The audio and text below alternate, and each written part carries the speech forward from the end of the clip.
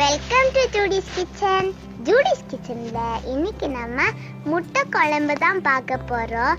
இது சப்பாத்தி, தோசை, பரோட்டாக்கெல்லாம் சாப்பிடுறதுக்கு ரொம்ப டேஸ்டியா இருக்கும்.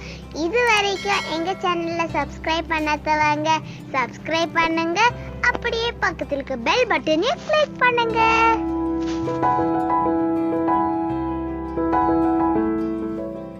இந்த முட்டை குழம்பு பண்றதுக்காக 5 முட்டை வேக வச்சு எடுத்து வச்சிருக்கிறேன். ஃபர்ஸ்ட்ல நம்ம இந்த முட்டையை மசாலெல்லாம் நல்லா இறங்குறதுக்காக 2-3 இடத்துல இந்த மாதிரி லைட்டா கீரல் போட்டு விட்டுறலாம். இப்போ நம்ம இது எப்படி பண்றதுன்னு பார்க்கலாம். இப்போ ஒரு பேன்ல 1 டேபிள் ஸ்பூன் எண்ணெய் ஊத்திக்கலாம். இந்த எண்ணெய் நல்லா சூடாகிறதுக்கு முன்னாடி இதுல ஒரு 1/4 டீஸ்பூன் அளவுக்கு மிளகாய் தூள், கொஞ்சமா மஞ்சத்தூள், கொஞ்சம் பெப்பர் தூள், அதே மாதிரி ஒரு 1/4 டீஸ்பூன் அளவுக்கு உப்பு இதுல சேர்க்கலாம்.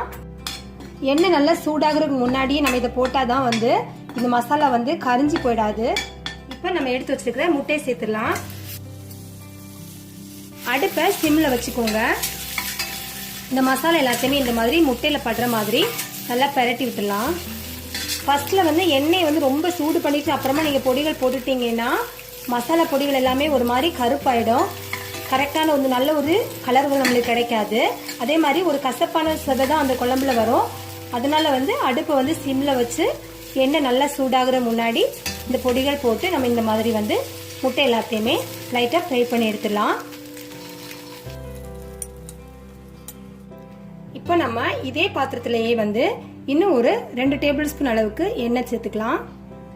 இந்த முட்டையில சேர்க்கறதுக்காக 3 பெரிய வெங்காயம் இந்த மாதிரி பொடியா கட் பண்ணி வச்சுக்கிறேன். இதை இப்ப நம்ம இதில் சேர்க்கலாம்.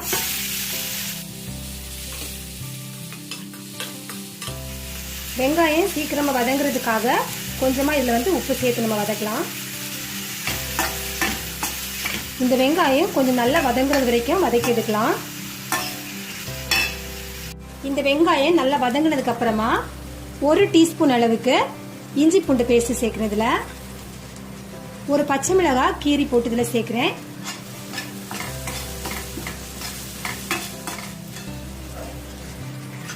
ஒரு தக்காளி கட் பண்ணி வச்சிருக்கிறேன், அதையும் இப்ப இதுல சேர்க்கலாம்.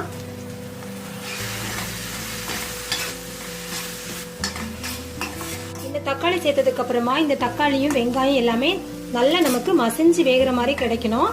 அதனால இதை 1 நிமிஷம் மூடி போட்டு வேக வைக்கலாம். இந்த தக்காளி எல்லாமே கொஞ்சம் இந்த கரண்டியாலேயே நல்லா கொஞ்சம் மசிச்சு கொடுத்துக்கோங்க. ஏன்னா நம்ம இந்த குழம்புக்கு எதுவுமே அரைச்சி எதுவுமே சேர்க்க போறது இல்ல. அதனால இந்த வெங்காயம் தக்காளி நல்லா மசிஞ்சு நமக்கு அந்த கிரேவிக்கு நல்ல ஒரு திக்னஸ் கிடைக்கணும். அதுக்காக தான் இது நல்லா வேக வைக்கிறோம். இப்போ நம்ம இதுல பொடிகள் சேர்க்கலாம். 1/4 டீஸ்பூன் அளவு மஞ்சள் தூள், 3/4 டீஸ்பூன் மிளகாய் தூள், 1/2 டீஸ்பூன் மல்லித்தூள். இது எல்லாத்தையும் சேர்த்து நல்லா மிக்ஸ் பண்ணிடலாம். கொஞ்சமா கறிவேப்பிலை,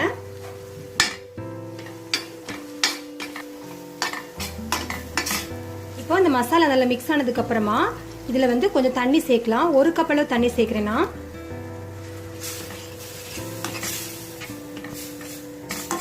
அடுப்பை சிம்ல வச்சு நம்ம இதை மூடி போட்டு ஒரு 2 நிமிஷம் வேக வைக்கலாம்.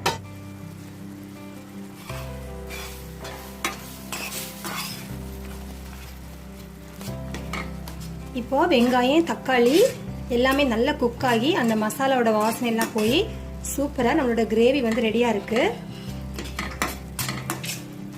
இதுல 1 டீஸ்பூன் அளவுக்கு கரம் மசாலா சேர்க்கிறேன். ஃபர்ஸ்ட்ல நம்ம கரம் மசாலா போட்டுட்டோம்னா அந்த வாசனை எல்லாமே போயிடும். அதனால இந்த கிரேவி ரெடி ஆனதுக்கு அப்புறமா கரம் மசாலா நம்ம இப்ப சேர்க்கலாம். அதையும் நல்லா மிக்ஸ் பண்ணி விட்டதுக்கு அப்புறமா அடுத்தது நம்ம சேர்க்கிறது தேங்காய் பால். தேங்காய் பால் நீங்க ஃப்ரெஷ்ஷா அரைச்சு எடுக்கிறனால எடுத்துக்கலாம். இல்லைன்னா தேங்காய் பவுடர்ல கொஞ்சமா மிதமான சூடு தண்ணி விட்டு நம்ம இந்த மாதிரி தேங்காய் பால் ரெடி பண்ணலாம். நான் இன்னைக்கு தேங்காய் பவுடர் தான் யூஸ் பண்ணிருக்கிறேன். 1 கப் அளவு தேங்காய் பால் இப்ப நான் இதுல சேர்த்திருக்கிறேன். உங்களுக்கு இன்னும் கிரேவி அதிகமா வேணும்னா இன்னும் கொஞ்சம் அதிகமா தேங்காய் பால் சேர்த்துக்கலாம். இந்த தேங்காய் பவுடர் நம்ம வாங்கி வச்சிருந்தோம்னா எமர்ஜென்சி ரொம்ப ஈஸியா இருக்கும் பண்றதுக்கு. ஏற்கனவே நம்ம வெங்காயம் வதங்குறப்ப உப்பு சேர்த்துக்கிறோம்.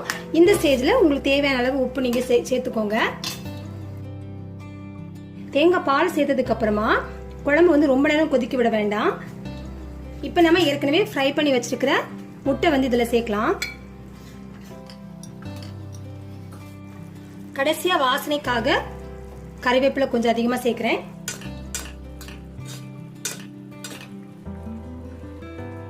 அவ்வளவுதான், நம்மளோட குழம்பு வந்து சூப்பரா ரெடி ஆயாச்சு. ரொம்ப வாசனையா ரொம்ப நல்லா இருக்கும். ஸ்பெஷலா வந்து இந்த குழம்பு அப்பத்து கூட வந்து ரொம்ப டேஸ்டா இருக்கும். சப்பாத்தி கூட ரொம்ப நல்லா இருக்கும். இப்போ நம்ம அடுப்பு அணைச்சிடலாம். அடுப்பு அணைச்சி ஒரு 2 நிமிஷம் மூடி வச்சிடலாம். இப்போ நம்மளுடைய சூப்பரான கேரளா ஸ்டைல் முட்டை குழம்பு வந்து ரெடி ஆயாச்சு.